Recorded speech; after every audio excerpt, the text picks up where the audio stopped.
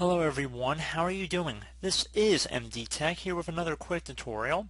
In today's tutorial I'm going to show you guys how to disable a keyboard on your Windows 10 laptop. So this can be a pretty straightforward tutorial, and without further ado, let's jump right into it. For some reason you're going to have a keyboard you want to disable, so perhaps you had an external keyboard and your built-in one. This tutorial will show you guys how to disable one of them if you chose to do so. So we're going to start by opening up the Start menu. Just left click on the Start button one time. Type in Device Manager. Best match should come back with Device Manager above Control Panel. You want to left click on that one time. We'll take a moment to open up the Device Manager window view here, so just be patient.